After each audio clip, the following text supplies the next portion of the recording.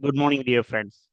PGTRB English unit 3ல நம்ம last time எழுதின டெஸ்ட் பார்த்தீங்கன்னா poets unit 3 romantic revival or romantic age towards Victorian age வரைக்கும் இருக்கும் 1798 டு 1850. ஸோ அந்த சிலபஸில் கொடுத்துருக்கக்கூடிய அந்த இயர்ஸ்லேருந்தே உங்களுக்கு கொஸ்டின்ஸ் முதல்ல நம்ம ஸ்டார்ட் பண்ணுவோம். ஸோ 1798 அப்படிங்கிறது it's a publication of lyrical ballads. சரிங்களா? கால்ட்ரிஜும் வேர்ட்ஸ்வர்த்தும் சேர்ந்து லிரிக்கல் பேலட்ஸ் பப்ளிஷ் பண்ணுறாங்க. அதனுடைய முதல் எடிஷன் லிரிக்கல் பேலட்ஸ் அப்படிங்கிற பேரில் 1798 வெளிவருது. ஸோ இதில் ரெண்டு விஷயங்கள் நீங்கள் ஞாபகம் வச்சுக்கணும். ஒன்று 1798 அப்படிங்கிற வருஷம், இன்னொன்று வந்து பார்த்தீங்கன்னா 1789 அப்படிங்கிற இயர். 1798 லிரிக்கல் பேலட்ஸ், 1789 பார்த்தீங்கன்னா ஃப்ரெஞ்ச் ரெவல்யூஷன். ஸோ அப்படியே ரிவர்ஸ் பண்ணி போட்டுக்கிட்டிங்கன்னா போதும், 98 89 அப்படி மாற்றி போட்டுக்கோங்க. அது ரெண்டையும் ஞாபகத்துக்கு வச்சுக்கோங்க. ஏன் அப்படின்னா ரொமான்டிக் ஏஜ் டைம்ல எழுதப்பட்ட நிறைய ஒர்க்கினுடைய பேக்ரவுண்ட் பார்த்தீங்கன்னா இந்த பிரெஞ்சு ரெவல்யூஷன் தான் இருக்கும். ஸோ பிரெஞ்சு ரெவல்யூஷன் ஒரு ஒர்க்கே ரொமான்டிக் ஏஜ்ல இருக்குது. ஸோ அது யார் எழுதுனா அப்படிங்கிறத கண்டுபிடிங்க. பிரெஞ்சு ரெவல்யூஷன் ஒரு ஒர்க் இருக்குது. ஸோ 89 98. அடுத்த இயர் பாருங்க 1850. ஏன் சார் ஒரு ரவுண்ட் ஆஃப்ல முடிச்சிருக்காங்க அப்படின்னு கேட்டா, that is the year of Wordsworth death. Okay, Wordsworth அந்த 1850 இறந்து போறாரு. அது வரைக்கும் அவர் போயட் லாரைட்டா இருப்பாரு. அதோட அவருடைய சகாப்தம் முடியுது. ஸோ ரொமான்டிக் ரிவைவலும் அதில் முடிகிற மாதிரி அந்த சிலபஸை கவர் பண்ணியிருக்கிறாங்க. சில சிலபஸில் வந்து என்ன கொடுத்துருப்பாங்க அப்படின்னா 1837 அப்படிங்கிற இயர் கொடுத்துருப்பாங்க. ஏன் அப்படிங்கிறத கண்டுபிடிங்களேன். 1837 அப்படிங்கிற இயர் கொடுத்துருப்பாங்க. ஏன்? ஏன்னா அது விக்டோரியா மகாராணியினுடைய அரியணை ஏறிய வருடம். ஸோ அதனால அதோட ரொமான்டிக் ரிவைவலை முடிச்சுட்டு அப்புறம் விக்டோரியன் ஏஜ்னு போட்டு தொடங்குவாங்க. ஸோ இப்படி நடக்கும். ஸோ இந்த டைட்டில் இருந்தே நமக்கு கேள்விகள் வரலாம். அதுக்கான ஆன்சர் கீஸ் செக் பண்ணிடுவோம். 10 கேள்வி தான் பார்த்துருந்தோம். So first one, if poetry comes not as naturally as the leaves to a tree, it had better not come at all. அதாவது கவிதை அப்படிங்கிறது ஒரு இயற்கையாக வர வேண்டிய விஷயம். எப்படி ஒரு மரத்திற்கு ஒரு இலை வருவது போல, அதுக்கு ஏதாவது பெரிய ஒரு சிம்மாசனம் தேவைப்படுதுங்களா? இல்ல, அது ஒரு இயற்கையா நடக்கக்கூடிய நிகழ்வு மாறி வரும். அப்படித்தான் கவிதையும் வரணும். அப்படி வரலைன்னா கவிதையை நீ வர வைக்கவே வேண்டாம். கவிதை நீ எழுதவே வேண்டாம். ரொம்ப ஸ்ட்ரெஸ் பண்ணி உன்னை இருத்தி உனக்கு பெரிய இதெல்லாம் சிம்மாசனங்கள் எல்லாம் கொடுத்து இப்படிதான் நீ கவிதை எழுதுவனா நீ எழுதவே வேண்டாம் அப்படின்ட்டாரு. இது சொன்னது யாரு அப்படிங்கிறத முதல் தெரிஞ்சுப்போம். கீட்ஸ். சரியா? கீட்ஸ்னுடைய பிலாசபிஸ் ஆர் கிரிட்டிசிசம் எல்லாமே அவருடைய லெட்டர்ஸ்ல தான் இருக்கு. சரிங்களா? ஸோ நிறைய லெட்டர்ஸ் எழுதியிருக்காங்க. கிரிட்டிக்கல் ஒர்க்கா நமக்கு பிஜில எல்லாம் கொடுக்கப்பட்டிருக்கிறது கீட்ஸ்னுடைய லெட்டர்ஸ் தான் கொடுத்திருப்பாங்க. ஒரு 4 லெட்டர்ல 2 லெட்டர் நமக்கு பிரிஸ்கிரைப் பண்ணியிருப்பாங்க. ஸோ பிஜிடிஆர்பியினுடைய ஓல்டு சிலபஸ் பார்த்துக்கிட்டீங்க அப்படின்னா கீட்ஸ்னுடைய லெட்டர்ஸ் அவைலபிள். சரிங்களா?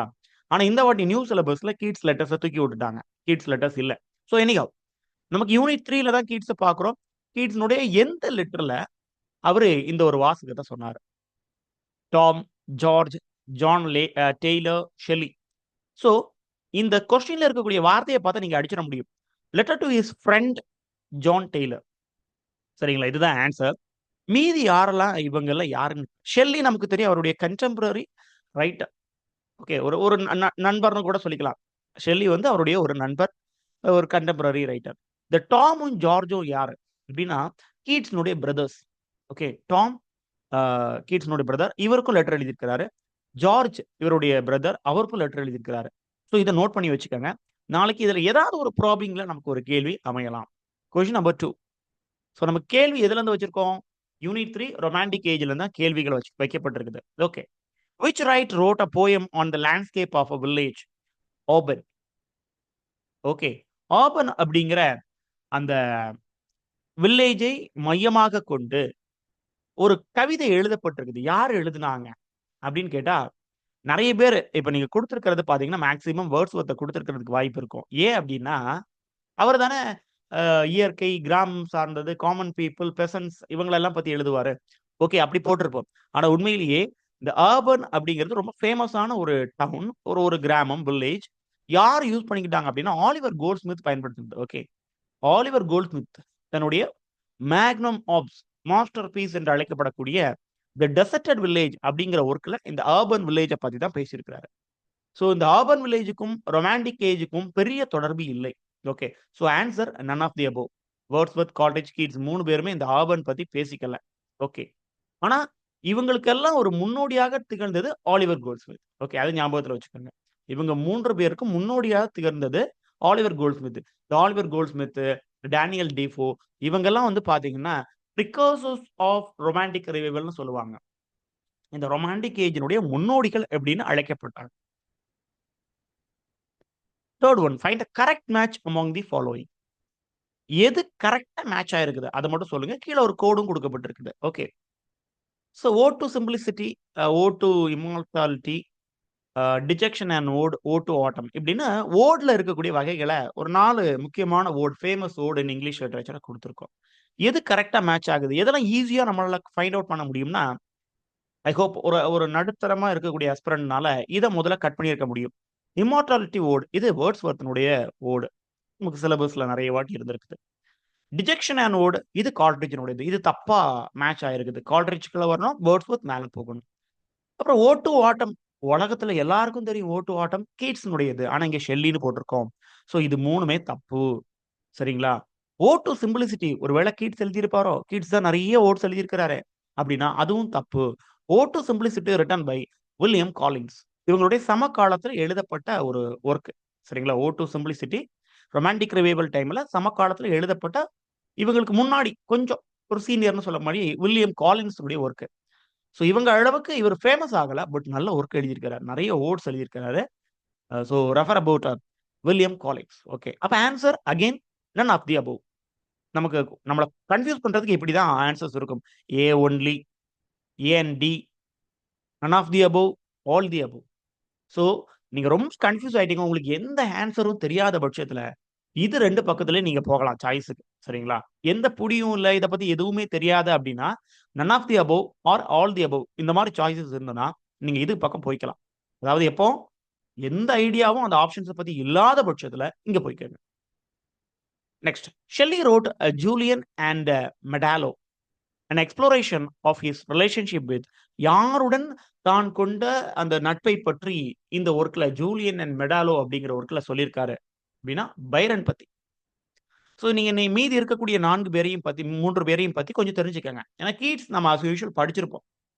ஆனா லேஹண்ட், பீகாக், தாமஸ் லவ் பீகாக் இந்த 2 பேரையும் பத்தி ஒரு 4 வார்த்தைகள் எக்ஸ்ட்ராவா படிச்சு வச்சுக்கோங்க. ஏன்னா ரொமான்டிக் ரிவைவல்ல வரும்போது மட்டும் என்னன்னா எல்லாம் உறவுக்கார பசங்களா இருப்பாங்க. வேர்ட்ஸ்வொர்த் கால்ட்ரிட்ஜுக்கு சம்மந்தப்பட்டிருப்பாரு. அப்புறம் கீட்ஸ், ஷெல்லி, பைரன், லேஹண்ட் எல்லாரும் ஒண்ணுக்குள்ள ஒண்ணு இன்டர்ரிலேட்டடா சம்மந்தப்பட்டிருக்காங்க. இவன் அவன பத்தி, அவன் இவன பத்தி எல்லாம் ஒர்க் எழுதியிருக்காங்க. ஸோ அதனால இந்த சுத்தி இருக்கக்கூடிய கண்டெம்பரரி ரைட்டர்ஸ பத்தியும் நீங்க கொஞ்சம் தெரிஞ்சு வச்சுக்கங்க. ஏன்னா அதிகமா தெரிஞ்சு வைக்கிறனால நமக்கு எந்த தப்பும் கிடையாது. ஏன்னா நீங்க எழுதும் பொழுது 50% ஆஃப் த கொஸ்டின்ஸ் டிஆர்பில வந்து ரைட்டர்ஸ்னுடைய பயோகிராஃபி, அவங்கள சுத்தி இருக்கக்கூடிய விஷயங்கள் வந்து கேட்கறதுக்கு வாய்ப்பு ரொம்ப அதிகம். இல்லையா? ஏன் கேட்றீங்கன்னாலாம் நீங்க கொஸ்டின் பண்ண முடியாது. ஸோ தெரிஞ்சு வைங்க, நல்லது. Question number 5. Which of the following work is primarily associated with S T Coleridge? S T கால்ட்ரிட்ஜினுடைய ஒர்க் எது? அதுதான் கேள்வி. சரியா? கேள்வியை வந்து பேராஃப்ரைஸ் பண்ணி ஒரு மாதிரி கேட்டிருக்கோம். சரியா? எஸ்டி கால்ட்ரிட்ஜினுடைய ஒர்க் எது? ஆஃப்டர் சைல்ட் ஹெரால்டா, ப்ரிலூடா, அஸ்ரா போயம்ஸா, ஓ டு இன்டிமேஷன்ஸ் ஆஃப் இமார்டாலிட்டியா, எது? ஸோ நான் செக் பண்ண சொல்றது இதுதான் சொல்லுவேன். ப்ரிலூட் வந்து நமக்கு தெரியும், வேர்ட்ஸ்வொர்த்தினுடையது. இமார்டாலிட்டி யாருடையதுன்னு தெரியும், அவரோடது தான். ஆஃப்டர் சைல்ட் ஹெரால்டி யாருடையதுன்னு கண்டுபிடிங்க. ஆஃப்டர் சைல்ட் ஹெரால்டு யாருடையது? ரொமான்டிக் ரிவைவல்ல எழுதப்பட்ட ஒரு ஒர்க் தான் இது. ஓகே. எஸ்டி கால்ட்ரிட்ஜினுடைய ஒர்க் அஸ்ரா போயம்ஸ். இது என்ன சார் அஸ்ரா போயம்? என்ன மீனிங் இதுக்கு அப்படின்னா, வாங்க பார்ப்போம். டு அஸ்ரா அப்படின்னு ஒரு போயம் இருக்கு. இந்த அஸ்ரா போயம்ஸ்க்குள்ள டு அஸ்ரான்னு ஒரு போயம் இருக்கு. இந்த அஸ்ரா அப்படிங்கிறது இட்ஸ் அன் ஆனகிராம். ஆனகிராம்னா என்ன? இது ஒரு ஒரு ரிட்டோரிக் டிவைஸ் மாதிரி. நம்ம விகட கவி திருப்பி போடுங்க, அதுவும் விகட கவின்னு வரும். அது மாதிரி சில வார்த்தைகளை ஃபார் எக்ஸாம்பிள் ராமா, மரான்னு சொல்லுவாங்க. மரா, மரா, மரா, மரான்னு சொன்னீங்கன்னா, அது ராமா, ராமா, ராமான்னு கேட்கும்னு சொல்லுவாங்க இல்லையா? ஸோ அதே மாதிரி தான் அதுதான் ஆனகிராம். ஓகே. That is Azra. அது அப்படியே ரிவர்ஸ் பண்ணி பாருங்க. உள்ள இருக்கக்கூடிய எழுத்துக்களை ரிவர்ஸ் பண்ணி போட்டு பார்த்தீங்கன்னா, சாரா அப்படின்னு வரும். சாராங்கிறது வேற யாரும் இல்ல. நம்ம வேர்ட்ஸ்வொர்த்தினுடைய குழந்தையார். குழந்தையார் என்ன? மனைவியினுடைய சகோதரி சாரா. அந்த சாரா மேல கால்ட்ரிட்ஜ்க்கு லவ். ஆனா வேர்ட்ஸ்வொர்த் வந்து அத ஒத்துக்க மாட்டாரு. டேய்! நீ ஏற்கனவே கல்யாணம் ஆனவன். கால்ட்ரிட்ஜ்க்கு ஆல்ரெடி திருமணம் ஆயிடுச்சு. குழந்தைங்க இருக்காங்க. ரைட்? அப்போ நீ திரும்பியும் யார் மேல காதல் வயப்பட்ற? என்னுடைய sister in law Sarah Hutchinson. ஏன்னா வேர்ட்ஸ்வொர்த்தினுடைய ஒய்ஃப் பேர் வந்து மேரி ஹட்சின்சன். அப்போ சாரா ஹட்சின்சன் மேல கால்ட்ரிட்ஜ்க்கு லவ். அதனால ஒன் சைடு லவ்ல தலைவர் எழுதிக்கிட்டே இருக்கிறாரு. அது காதல் கைகூடவும் இல்லை. தொடக்க காலத்துல 2 பேரும் மியூச்சுவலா இருந்த மாதிரியும், பின்னாள்ல இவருடைய ஓபியம் அடிக்ட் இந்த அம்மா விட்டதுனால கூட அது ஓபியம் அடிக்ட்க்கு இவர் வந்திருக்கலாம். ஸோ அதுக்கப்புறம் இவர் எழுதுறாரு. நியர்லி 1800 டைம்ல அந்த லவ்வ பத்தி, அந்த கவலைகள பத்தி இவர் எழுதுறாரு. ஓ2 டிஜெக்ஷன்லயும் இதத்தான் அவர் வருத்தப்பட்டிருப்பாரு. "என்ன விட்டுட்டு போயிட்டியே" அப்படின்னு தான் சொல்லிட்டே இருப்பாரு. ஸோ அதுல இருந்து உருவானது தான் இந்த அஸ்ரா போயம்ஸ். ஓகேங்களா? இத சொல்லுங்க. எஸ்-ஏ-ஆர்-ஏ. எஸ்-ஏ-ஆர்-ஏ சாரான்னு மாறிக்கும். Okay, fine. What was the name of the collaborative volume of poetry that Wordsworth and Coleridge published in 1798 considered a landmark of romantic era? இது ஒரு அற்பழைய நெட்கேள்விங்க. சரிங்களா? ஒரு பழைய நெட்கேள்வி. அப்படியே எடுத்து வச்சிருக்கிறேன். ஸோ நீங்க தேட வேண்டிய விஷயம் உங்களுக்கு தெரியும். லிரிக்கல் பேலட்ஸ் தான் ஆன்சர்ஸ் அப்படிங்கிறது எல்லாருக்கும் கரெக்ட்டா பண்ணியிருப்பீங்கன்னு நெனைக்கிறேன். ஃபைன். ஆனா மீதி இருக்கக்கூடிய ஆப்ஷன்ஸ நீங்க தேடணும். ரொமான்டிக் ரெவரிஸ் அப்படின்னு ஏதாவது இருக்கா? நேச்சர்ஸ் நோட்ஸ், பொயட்டிக் விஷன்ஸ் இப்படின்னெல்லாம் ஏதாவது இருக்குதான்னு கொஞ்சம் தேடி பாருங்க. ஸோ ஒரு கொஸ்டின் பேட்டர்னுக்காக இந்த கேள்வி. Question number 7. Which of the following themes is most strongly associated with the poetry of William Wordsworth? அவருடைய போயட்ரி என்ன மாதிரியான தீம்ஸ வெளிக்கொணருது? அதுதான் கேள்விங்க. சூப்பர் நேச்சுரல் அண்ட் எக்ஸாட் முதலே வெட்டி விட்டுருங்க. வில்லியம் வேர்ட்ஸ்வொர்த்துக்கும் சூப்பர் நேச்சுரலுக்கும் சம்மந்தமே கிடையாது. ஏன்னா super natural belongs to Coleridge. அப்புறம் beauty and power of nature and its influence on the human mind. இதுதான் வேர்ட்ஸ்வொர்த்தினுடைய தியரி. தியரி ஆஃப் போயட்ரியே இதுதாங்க. Beauty and power of nature, இயற்கையினுடைய சக்தி, அதனுடைய அழகு, இத வந்து போயட்ரியில குடுக்கணும். And influence on the human mind, எப்படி இந்த இயற்கையும் அதனுடைய இன்ஃப்ளூயன்ஸும் மனித மனதையும் வந்து கொள்ளையடிக்குது. இதுதான் நம்மளுடைய வேலை. Then intense emotional and personal experience, இத கூட நம்ம அசோசியேட் பண்ணலாம் வில்லியம் வேர்ட்ஸ்வொர்த் கூட. ஒருவேளை இது ஆப்ஷன்ல இல்லன்னா இத நீங்க கூட எடுத்துக்கலாம். சோசியல் அண்ட் பொலிட்டிக்கல் சட்டையர் அதெல்லாம் இல்ல. அவர் அத பத்தி ரொம்ப வந்து சோசியலா ஒரு சமூகத்துக்கு விழிப்புணர்வு கொடுக்கக்கூடிய கவிதைகள் எல்லாம் எழுதப்படல. வில்லியம் வேர்ட்ஸ்வொர்த்தினுடைய எரால. Okay, fine. 8th one. Coleridge poem the rime of the ancient mariner. ஃபேமஸான போயம். வாட்டர் வாட்டர் எவரிவேர் அப்படிங்கிற லைன்ஸ் இதுல தான் வரும். Famously features with symbolic creature. அதுல ஒரு பறவை வரும். அத தான் கொன்னு விடுவாய்ங்க. அதனால தான் அந்த சாபத்த வாங்கிக்கிட்டு இந்த கப்பல் மூழ்குற மாரி ஒரு சீன் கிரியேட் ஆயிருக்கும். ஸோ இந்த rime of the ancient mariner அதுல வரக்கூடிய அந்த கிரியேச்சர் எது அப்படின்னா ஆல்பட்ராஸ். இதுதான் அந்த ஆல்பட்ராஸ். ஓகேங்களா? ஸோ நைட்டிங்கேல், ஸ்கைலார்க், ராவன் இதெல்லாம் கட் பண்ணி விட்டுறலாம். ஸோ ஓ2 ஷைலார்க், ஓ2 நைட்டிங்கேல் இதெல்லாம் பத்தி கொஞ்சம் ரெஃபரன்ஸ் தெரிஞ்சுக்கங்க. ஓ2 நைட்டிங்கேல் இருக்குது நமக்கு. பிஜிடிஆர்பி நியூ சிலபஸ்ல அவைலபிள். Ode to nightingale. அதனால நீங்க அந்த போயத்த படிச்சு தான் ஆக வேண்டியிருக்கு. ஃபைன். ஸ்கைலார்க் யார் எழுதுனதுப்பா? Which of the following statements best describe the relationship between Wordsworth and Coleridge? 2 பேரும் இணைந்த கைகள். அருண் பாண்டியன், ராம்கி மாதிரி இணைந்த கைகள். எப்படி பிரிஞ்சாய்ங்க? அதாவது இந்த சாரா ஹட்சின்சனுடைய ஒரு இஷ்யூ ஒண்ணு. அதுக்கப்புறம் பிரிஞ்ச அப்புறம் இவன் அவனுக்கு எதிரியா, அவன் இவனுக்கு எதிரியாக தென்பட்டாங்க. அவங்களுடைய பொலிட்டிக்கல் தியரிஸும் வேற வேற. ஏன்னா இவர் nature, spontaneous overflow of powerful feelings அது வேர்ட்ஸ்வொர்த். கால்ட்ரிட்ஜ் கேட்பாரு பயோகிராஃபியா லிட்டரரியா எழுதும்போது கேட்பாரு, டேய் அது என்ன வாந்தியா? ஸ்பான்டேனியஸா வந்துகிட்டே இருக்கிறது. அப்படின்னா திரும்ப இவர் தன்னுடைய கருத்தை மாத்திப்பாரு. 2 பேரும் மாறி மாறி சண்டை போட்டுப்பாங்க. வேர்ட்ஸ்வொர்த் தன்னுடைய preface to the lyrical ballads அதுவும் நமக்கு பிரிஸ்கிரைப். ஓகேங்களா? இந்த ப்ரிஃபேஸ் டு த லிரிக்கல் பேலட்ஸ்ல வேர்ட்ஸ்வொர்த் கால்ட்ரிட்ஜ கழுவுவாரு. டேய் நீ எல்லாம் ஒரு போயட்டா? தண்ணி அடிச்சுக்கிட்டு சூப்பர் நேச்சுரல் எழுதுனா நீ கவிஞன் ஆயிருவியா? அப்படின்னு வேர்ட்ஸ்வொர்த் கேட்பாரு. கால்ட்ரிட்ஜ், டேய் உன்னுடைய லிரிக்கல் பேலட்ஸ்ல பாதி என்னுடையது. என்னுடைய பிரெயின்ல தான் வந்ததுன்னு கால்ட்ரிட்ஜ் திரும்ப போட்டி போடுவாரு. இப்படி மாறி மாறி சண்டை போடுவாய்ங்க. 2யுமே நமக்கு பிரிஸ்கிரைப் பண்ணி வச்சிருக்காங்க. வேர்ட்ஸ்வொர்த்தினுடைய preface to the lyrical ballads unit 3ல இருக்கு. கால்ட்ரிட்ஜினுடைய பயோகிராஃபி லிட்டரரியா சாப்டர் 14 அண்ட் 17 வந்து யூனிட் 8 கிரிட்டிசம்ல பிரிஸ்கிரைப் பண்ணி விட்டுருக்காங்க. 2யும் படிக்கும்போது கம்பேர் பண்ணி படிக்கணும். Okay, fine. ஸோ எது பெஸ்ட் டிஸ்கிரைப் பண்ணுது அப்படின்னா, there were close friends and collaborators who significantly influence each other's work. அதுதான் உண்மை. ஸோ மீதி உள்ளது ஏன் ஆன்சரா வராதுன்னு பார்த்துருவோமே. தேர் வேர் ரைவல்ஸ். இதுலயே வெட்டி விட்டலாம். தேர் ஃப்ரெண்ட்ஸ் முதல்ல. ஓகே. அப்புறம் they had a brief professional association but little personal connection. இல்லைங்க இது வெட்டிடலாம். ஏன்னா பர்சனல் கனெக்ஷன் நிறைய இருந்தது. ரொம்ப நாள் கால்ட்ரிட்ஜ் வந்து வேர்ட்ஸ்வொர்த் கூட தங்கி இருந்தாரு. They correspond frequently but never met in person. எல்லாம் மீட் பண்ணியிருக்காங்க. ஃபைன். இத பத்தி கொஞ்சம் அடிஷனலா தெரிஞ்சுக்கணும்னா லிரிக்கல் பேர்ட்ஸ்ல மொத்தம் எத்தனை போயம்ஸ் இருக்குது அப்படிங்கிறத நம்ம தெரிஞ்சுக்கலாம். மொத்தம் எத்தனை எடிஷன்ஸ் ஆஃப் லிரிக்கல் பேலட்ஸ் இருக்குது முதல்ல அதை தெரிஞ்சுக்கணும். 4 எடிஷனா 3 எடிஷனா, இப்போ ஒவ்வொரு எடிஷன்லையும் எவ்வளவு போயம்ஸ். இப்போ ஃபர்ஸ்ட் ஒன்று மட்டும் ஒரு எக்ஸாம்பிளுக்கு பார்த்துப்போம்.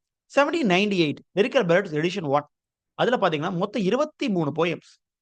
19 போயம் வேர்ட்ஸ்வர்த்தினுடையது, 4 போயம் கால்ட்ரிட்ஜினுடையது. ஓகே, இன்னும் கொஞ்சம் கூட ஒரு ஸ்ட்ரெஸ் பண்ணி நீங்க போறதா இருந்ததுன்னா இந்த 23 போயம்ல எது போயம், எது கடைசி போயம்? அப்போ 1800 second edition of lyrical ballads வருது. அதுல கால்ட்ரிட்ஜ் எத்தனை போயம்ஸ், வேர்ட்ஸ்வர்த் எத்தனை போயம்ஸ்?